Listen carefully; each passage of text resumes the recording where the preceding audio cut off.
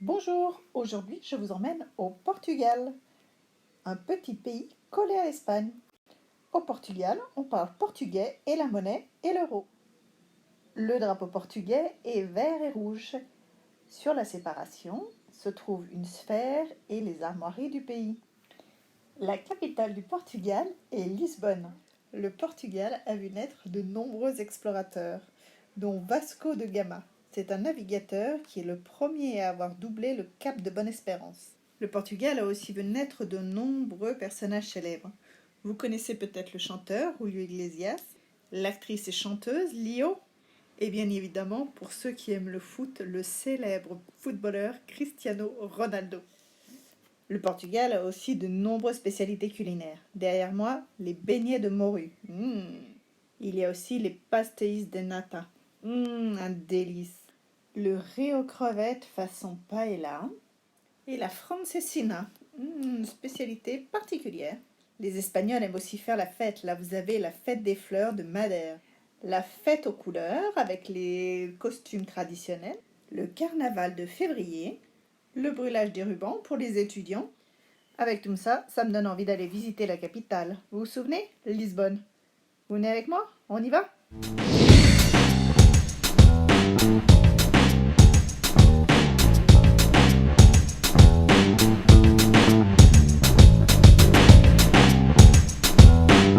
Bonjour, aujourd'hui je suis à Lisbonne, la capitale du Portugal, à environ 2h30 en avion de Paris et 2 heures de Bordeaux. Et on commence notre petite visite à l'extérieur de la ville, là où sont rassemblés les monuments les plus emblématiques de Lisbonne, avec la tour de Belém,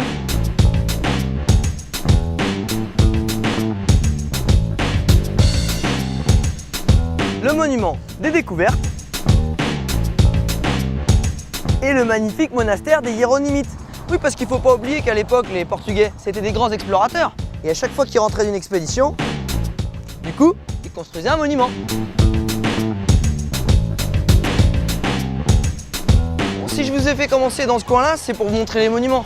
Mais vu qu'on est à 2 pas de la meilleure pâtisserie de tout Lisbonne, bah, on va faire un petit crochet. Moi, je sais pas, j'ai un petit creux.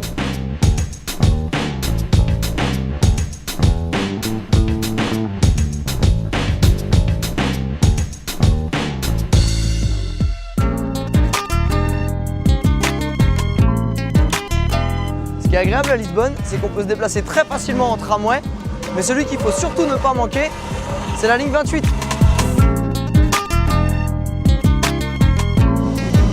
C'est le même que dans les années 1900. Ouais, ils ont bien aimé le style, ils se sont dit on garde, on touche plus à rien. Et ce qui est top, c'est que pour le prix d'un billet de transport, vous pourrez passer par tous les lieux d'intérêt de la ville.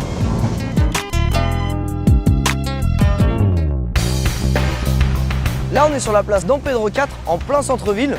Et on va se diriger vers le quartier commerçant chic de Lisbonne, le Chiado. On est en vacances, hein, on a le droit de faire un petit peu de shopping.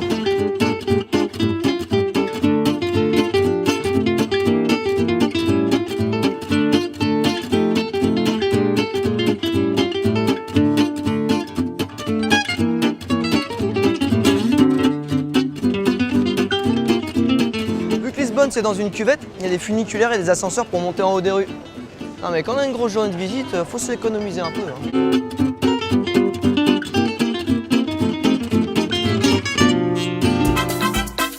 Un autre moyen beaucoup plus insolite de se déplacer dans Lisbonne, c'est la go-kart. Ça va plaire aux petits comme aux grands enfants.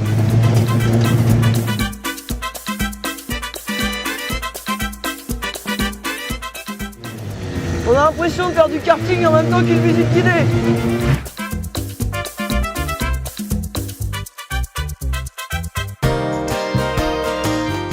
On arrive sur le château Saint-Georges, c'est l'ancienne forteresse de Lisbonne, et c'est ici que vous aurez la meilleure vue sur toute la ville. Ah, je vous avais pas menti, hein.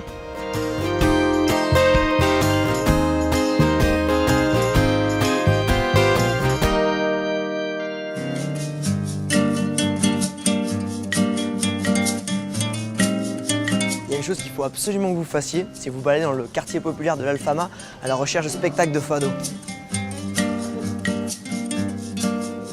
Là, vous allez découvrir le vrai fado authentique.